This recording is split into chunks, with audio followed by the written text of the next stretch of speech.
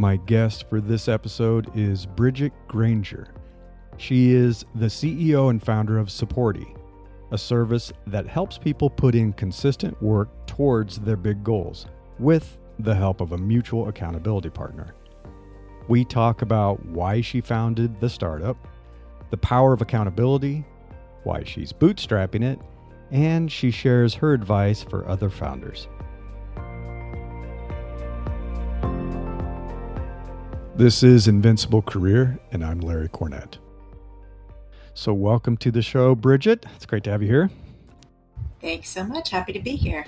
So I'd like to start with a little bit about your career path and the journey that it took you on to launching Supporti, because you went to Georgetown University for your bachelor's, and Correct. then you went on to Harvard and got a master's from Harvard. Very impressive. So how did that kind of lead you down this path, and why did you make this decision? Yeah, well, a lot of people that were in my degree in undergrad were going into healthcare, either administration, becoming physicians, and treating patients. And I considered that, but I wasn't quite sure that that was my place on the map. And I thought that because I enjoyed things in addition to just learning the science. I like the people side and also the prevention side of healthcare.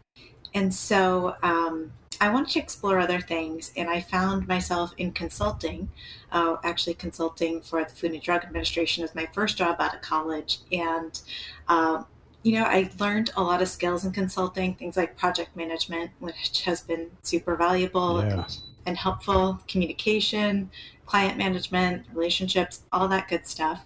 But it really hit me when I was talking to a manager when I was at my consulting job, and I asked her, what was your passion? What kind of led you to do consulting? And she said, I love the people I work with, like the team, but I've never really been passionate about anything.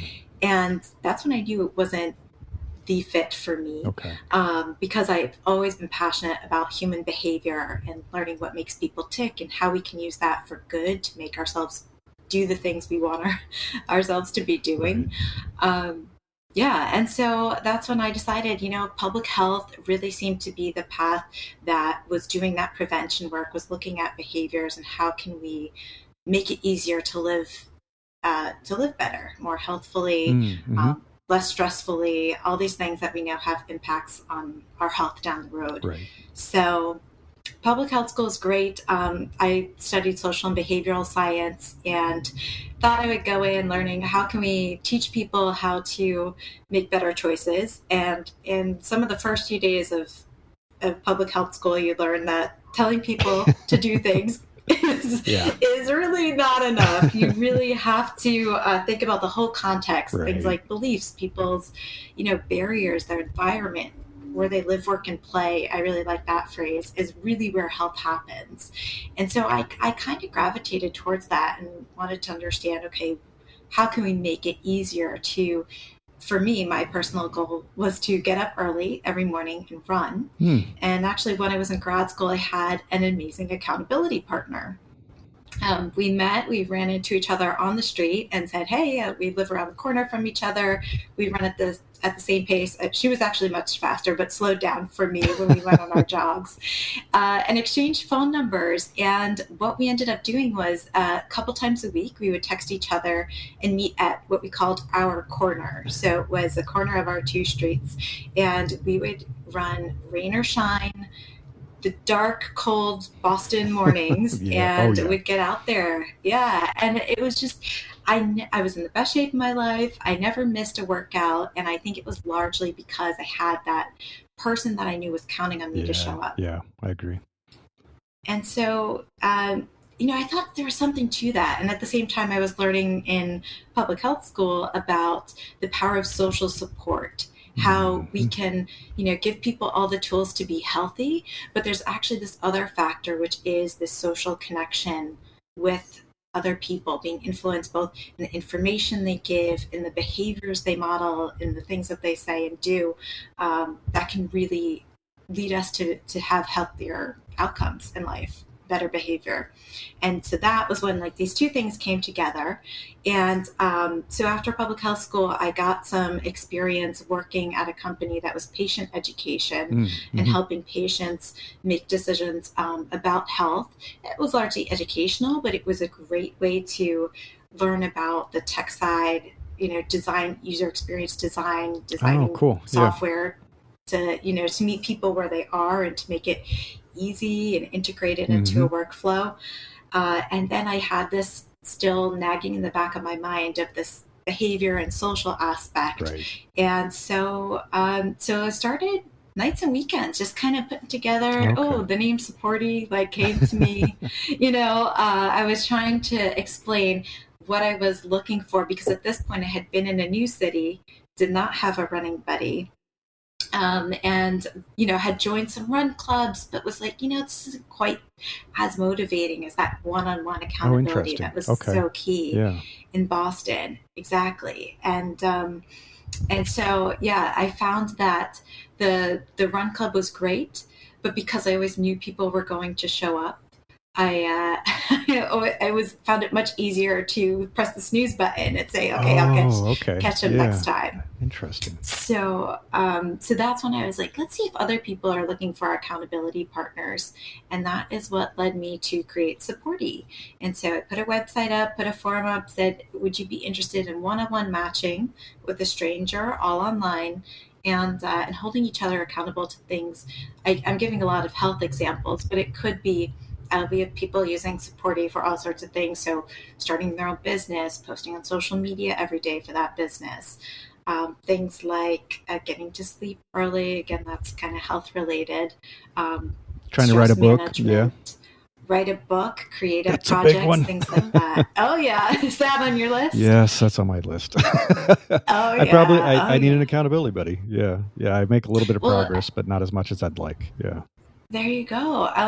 The writing community is actually a great example of using accountability, because I see that they have a hashtag. I think it's National Writing Month. Oh yes, it's like NaNoWriMo. Right. Yeah. And so I studied, who else is doing accountability? What are they doing right? What's working for people? And then also talking to those people who signed up on my website to say, what have you tried? What worked well? What are you looking for now? And I saw that there was this interest, and that is what led me to create Supporti, which is a service that pairs people together one-on-one as accountability partners for a week at a time, and then going from there, either matching with somebody new each week or continuing on being paired up again with that same buddy in the future. Right. So you have an app, right? So it's a mobile app right. that makes it a lot easier, because I think the thing I've noticed over time is like, if it's not on a phone, I'm not going to use it, right? Exactly. Well, that was something, again, I wanted it to be integrated into people's lives. So, if you have to kind of log into a computer or go somewhere else to track it, I think it could be a little more challenging. Whereas if you have something on you all the time that's kind of reminding you to do that thing that's really hard for you to stick to consistently, that's the key. Yeah. It's interesting that you pointed out the one-on-one, because I remember when I first started, I was doing CrossFit years and years ago. Yeah. And the thing that I think that got me up every day is there was one guy that we tended to pair up and lift together. Yeah, and I knew if I didn't show up, he was going to like call me and like, where are you, man? That's a great accountability partner. Yeah. So it's really interesting. I've done some research on the accountability, and there's like different tiers of results that you get if you personally set a goal and say, okay, I want to accomplish this. If you go from verbally saying it to writing it down, if you set dates, like, okay, I'm going to accomplish it by this date. But the highest, I think it's amazing. It goes from like 60 to 70 to almost 80% the likelihood of success if you have an individual where you make accountability check-in appointments and you say, I know I've got to check in with this person like every week or so.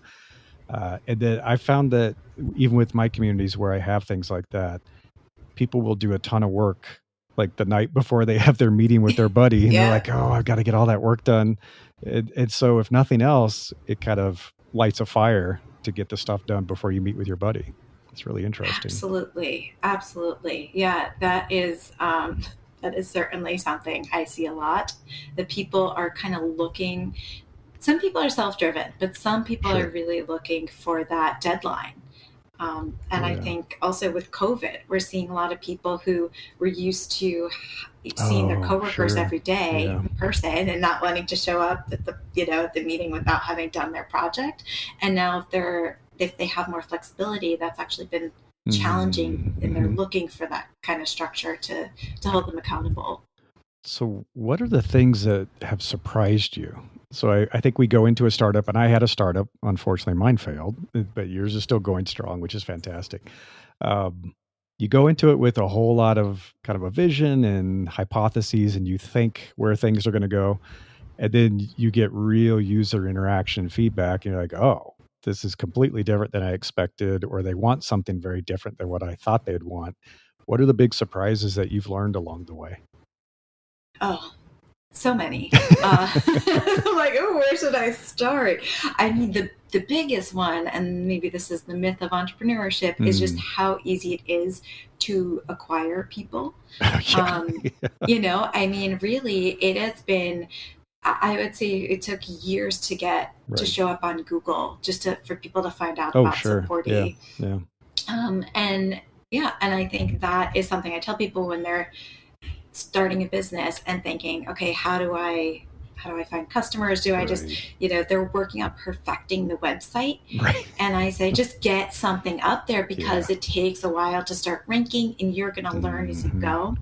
So learning just honestly the terminology that people use. So I look at Google Analytics. I really enjoy that because it's very data driven. Yeah. And I had learned that the phrase I was using, I think it was accountability buddy, was actually, it's not a common term that people search as opposed to accountability partner. Okay. And simply by changing some of my keywords, things like that, I'm able to reach people that are looking for something like Supporti. Right.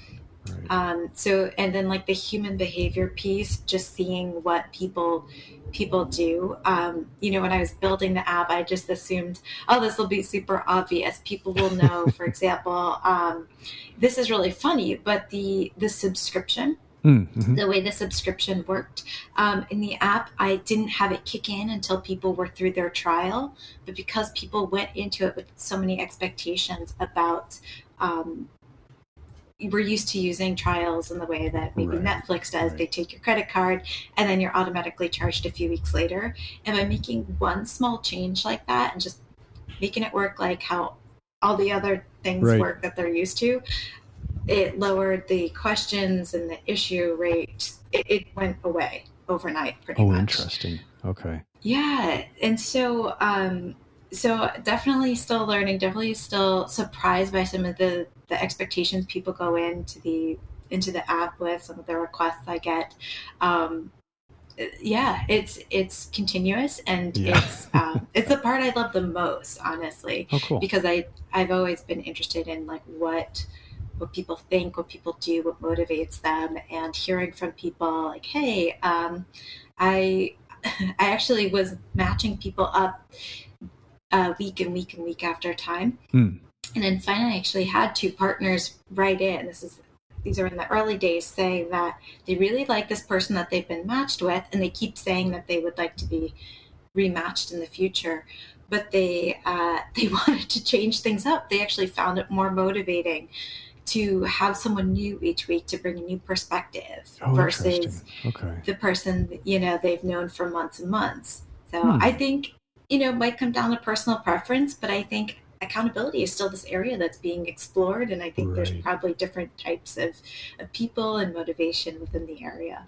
Yeah, that was my next question, is like, do people tend to stay with the same partner over time because they get comfortable with each other, or do they want, like you said, to mix it up a little bit and get a different feedback and different levels of motivation that maybe different people provide?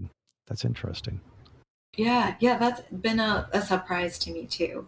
A lot of people, when I was first making the app, when I was doing those early interviews to learn, okay, how do we design this? How do we make something that people want?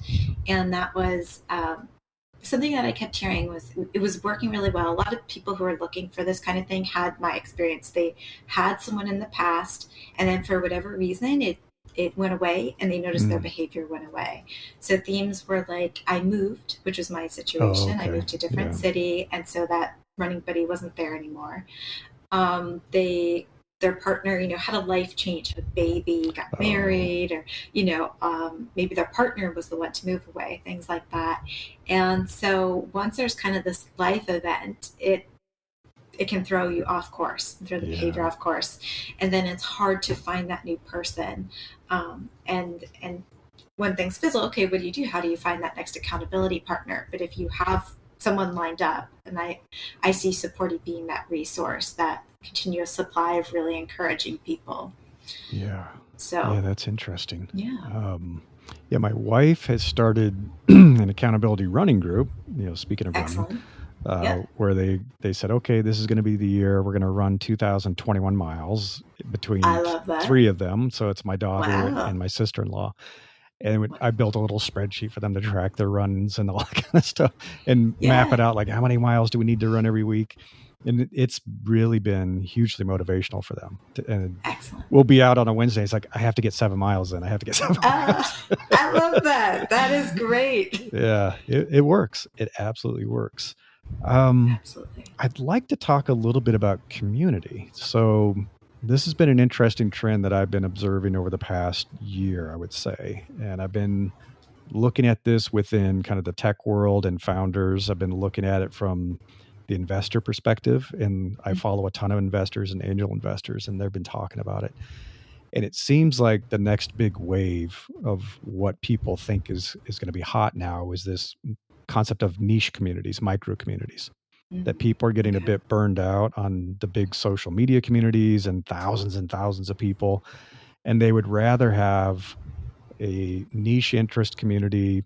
Maybe it's 50 people, maybe it's only 20, maybe it's just a handful, right? And now there are these platforms springing up that support that. And so what are you seeing in terms of kind of this desire or hunger for community, especially online because of the pandemic? I think that's driven a lot of this. Absolutely. Well, the first thing that comes to my mind is this term I heard right at the turn of the new year, which is AuthenTech. So it's authent and then the word tech, like technology. Great pun. And what I love about it, Rebecca Bastian, she's a startup founder. She wrote the article that was in Forbes and now has become a Slack community. It's startups that are really forming the community first, and then I don't want to say the business model second, but the business model is always aligned with that mission and what that community is about, versus the typical kind of growth at all costs model that we saw from those big tech companies. And, having that mission, I think, attracts a certain community. And I think I've 100% experienced that with Supporti. And some of the things I learned along the way, for example, is growth at all costs does not work for Supporti, because what we are offering is this community of people who we don't even all have the same goals, but we do have this shared commitment to mutual accountability. So I support you, you support me. And the other thing that's unique is that it's daily. So for someone looking for, a check-in once a month, at least at this time, Supporti is not that. We're really focused on the things you do every day. We believe that the things you do every day matter more than the things you do once in a while. Yeah. Because that's the atomic habits, right? There you go. Exactly. Yeah. And so I think there might be a need for, infrequent accountability. And I think if that's you, raise your hand, go into that group. And then for people who this message really resonates with, so saying no to all the other kinds of accountability really allows us to focus and create a really good experience for our customers. So actually at the start of the pandemic, we were giving out Supporti free for all healthcare workers who were going through a really tough time. And the sentiment, I know it was appreciated by the healthcare community, and we had like the most people ever that have used Supporti signed up during that time. Wow. But the learning there was actually that healthcare workers were super busy and super stressed, and they couldn't be really strong mutual buddies. They couldn't support their partners. And so we saw, like, after a few days, it just, wasn't working out. Okay. So I would say that that community is, I think that absolutely that whole AuthenTech idea of, community being a shared mission, everybody kind of on board with this either set of values or this, goal that's orienting the community can be really powerful. And I think different from the growth at all cost model. Yeah. It's refreshing. Yeah. I find it very refreshing. Because I think we took the absolute inverse approach. And I think that's why my startup failed, to be honest, is I took the path of raising funding. So I raised a seed round and we built the product and then tried to drive interest and engagement, the typical kind of startup stuff. And it was really hard to build the community, as you were mentioning, and really hard to acquire users and get them comfortable with the product and doing things with it. And I've seen this recent flip where it's almost like the product or the startup happens as a side effect of the community. I love that. And I saw it with Product Hunt did this, a while ago. I'm seeing a lot of influencers do this where it's almost like they accidentally become successful. So they've built this huge audience. They're like, oh, this massive audience of like 300,000 people are following me. Maybe I should do something with this. I feel accountable to them, that I need to build something that is useful and give back to them. So I'm seeing people building an audience and a community first with no thought of a revenue model or monetizing it or a business. And then I've been following enough of them for about 5 or 6 years now that at some point it flips and they're like, okay, now I'm big enough. All I have to do is kind of flip a switch. And they immediately have revenue coming in, which is very impressive. So that is. I think it bodes well. I think it bodes well for the future. Absolutely. Yeah. That is a great point. Because I'm just thinking all the people that are following that influencer, clearly there's a need, there's an interest there. And if you can find a shared need, and even better, if that need can be monetized, right. I think that's a great way to build a business versus the build it and they will come, which I think, again, like there are stories out there where that has happened. Sure. Yeah. But they're the exception, not the rule. I think so too. Yeah. So let's talk a little bit about how you're bootstrapping Supporti. So you're taking the smart approach, which that is my biggest regret, is raising money. And I wish we had bootstrapped. Yeah. And how did you make that decision to say, I don't really want to pursue venture investment. I'd rather bootstrap this? That has been a constant struggle being in the startup world because there is so much pressure to go the venture route. And there's not a great model for bootstrapping. You look online, and I think I saw a really good quote. It was like, it's not listed as an option because so few people can really make it work. But I think it's having the right expectations of, okay, how fast can you grow? And for me, like looking at the numbers each month and saying, ooh, okay, we didn't go from 0 to 100, and kind of reassessing, okay, how am I going to make this work was key. So I really thought would launch on New Year's and put out a post and everyone would come running. Honestly, at that point, even when we launched on the app stores right at the beginning of 2020, I had a decent size email list from people. I'd been putting out content, blog posts, getting subscribers, and but put it out there and it's like crickets. But I know. Hello. I know the feeling. Yes. Okay. I think many do, and I see that too with people starting, and they're like, okay, how should I launch? Getting ready for launch day, and it's like, oh man, it's not gonna matter, especially New Year's. There's so many other. That's true. There's a lot of noise. There's a lot of noise at that time. So, but I had at that point bootstrapped just out of my savings to build the very rough minimal viable product for Supporti, kind of based on some tests I had done, running it by some people that were on my early beta testers list. And I said, okay, let's put it out there, and just committing to making incremental changes based on really committing to the data, both the feedback I was hearing when they would write it to tech support, or just looking at the actual user data behind the scenes and engagement and retention, things like that. And so, I mean, bootstrapping, I was hoping by a certain point I would be completely, hiring people because we're bringing in so much revenue. Right, I think apps require a lot of input.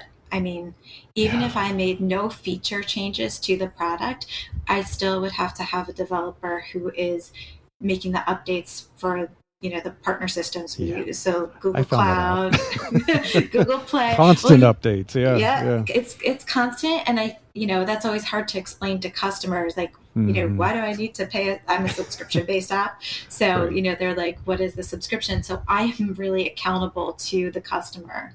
I'm continually updating the app with, of course, these behind-the-scene things, but what they really want are these feature enhancements that are going to make it more valuable for them.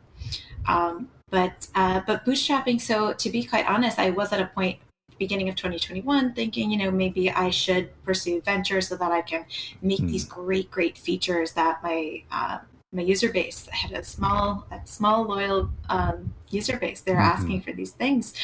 And I went in and I kept hearing this kind of growth at all cost model. And I'm like, like my customers, man, the best customers are the ones who are finding us through our organic search. Right. Oh, interesting. Okay. And hearing that, I just didn't think venture would be the right fit. Saying that we're going to hit, like, even if I could acquire people to download the app and sign up for a subscription, I don't think it would be a good experience for the people who are matched on the platform. So at that point I said, no, I think I'm going to stick to the bootstrap model and let it grow organically as it has been, so that we have a real quality product. And that has been working. And then from like a completely honest, like, income perspective, I was like, well, if the app can't support me and I want to spend all the revenue continually investing in the product, I'm gonna work consulting and do some coaching to support that. And so that's been my latest, I don't want to call it pivot, but addition to what I'm doing with Supporti, because it enables me to keep Supporti going. Exactly. Keep all the equity, which is, great. That's true. Exactly. Yeah. That's a good point. And I'm kind of experimenting with this model because, again, I was talking to some other founders in the AuthenTech community and saying, well, how are you doing this? And if you said, I'm doing some consulting on the side so that I don't, drop everything. And to be quite honest, I think that's also why a lot of people don't take the entrepreneurial path. They have this bug in their mind. They really want to one day start that thing, but it's really scary if you have bills to pay to drop it all. And looking back, I think a really good tip would be to, dip your toe in, do like a side hustle, start it as a side hustle and a weekend thing, which is what I was doing for a while. Then I went full time, and now I'm kind of back into the nights and weekends. Got it. But yeah, I think it's okay to try something different and see how it works. I do too. For you. I think it's smart, because I think a lot of the people that I've been watching over the years who've been able to kind of keep doing what they're doing and not have to go back to the corporate world or whatever, they've had multiple revenue streams, because it's risky to have one stream. And if it cycles up and down, then it's like, okay, how do I continue to pay my AWS bill, right? Oh, absolutely. So a lot of people have done this. I mean, even 37 Signals, the Basecamp folks, they started with consulting, and then they built software for themselves. And then they're like, oh, we could sell this software. And so it was a hybrid model for a long time. So I think it's totally viable. And I think it's, I do it too. I have multiple revenue streams. It's like, you can't have just one thing. And initially it seems like you're spreading yourself thin, but the good news is it's kind of a portfolio approach, which gives you more resilience, which is smart. Well, I really like to, Rand Fishkin, he's the founder of SEO Moz, right? Yeah. He has a book and really talks about what he did, and so smart. So they were doing consulting and then used that money to build their MVP, which the coolest thing is that he had this customer base already that he could use for testing, getting feedback, and interviewing. Because I do think that is a tricky part, especially of startups, is finding your ideal client and then really understanding them in depth. So if you already have them and are working with them, I did this all in reverse. I now have some coaching clients that, I said, if we had been working together in the beginning, I think I would have made some different decisions because I just know them now so well. Yeah. So what advice, I know we only have a few minutes left, but what advice would you give other founders from the lessons that you've learned?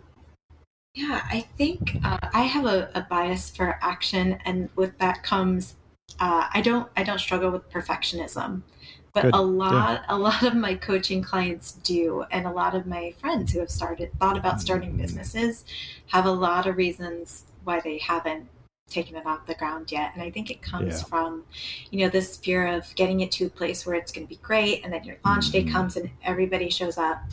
And I think what I recommend is just this kind of experimental approach, the build, measure, learn loop. Of just get something out.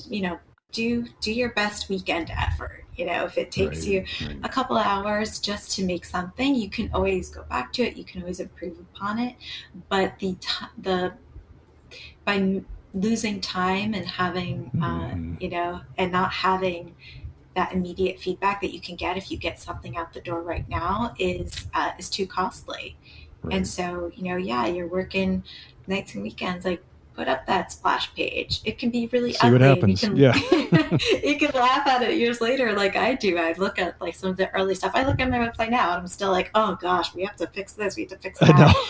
But it's up and it's doing the thing. And I think, I think that is a really healthy mindset to have as an entrepreneur. It's just, have your hypothesis, think about how you're going to test it, be really clear about the measurements that you're going to take. Again, I kind of really like data to make my decisions. So if I see people asking a question, I know it's an issue, as opposed to I get people all the time coming up and saying like, who are not users, who do not know anything about my business, saying like, oh, have you thought about such and such feature? Like, thank you very much. That's very nice. But I have no idea if that cool idea is going to result in a business impact that's worth the investment. Because like we said, developers, they cost a lot of money. They do. Yes. Or equity. Time is everything, right? Exactly. So being really smart and strategic with those bootstrap dollars is key, but it makes you thoughtful and strategic. And I think sometimes those constraints can make you more creative. That's true. So where can people learn more about Supporti and check it out? Yeah. You can search us on the app stores. It's Supporti with an I at the end. Support with an I at the end, SUPPORTI. And we are getsupporti.com online. We have articles about things like productivity, getting a social support buddy, downloadable. If you already have an accountability partner, we have a form that you can use with your accountability partner and kind of talk through what's your support style. Yeah. It's kind of like the DIY paper version, which I think has plenty of value too. Right, exactly. Yeah. Well, thank you so much for your time today. It's been fascinating learning about your journey, and I'm excited that things are going so well. And I think the advice you shared today is going to be super helpful. Thanks for coming on the show. Thank you so much, Larry. It's my pleasure. Thanks for listening. I hope you enjoyed this episode, and if you would like to follow upcoming releases of the show, please subscribe. And as always, I appreciate your ratings and reviews. Thank you. If you would like to learn more about Invincible Career and the podcast, you can visit invinciblecareer.com. Until next time, I wish you the best of luck in becoming an opportunity magnet for the best things in life.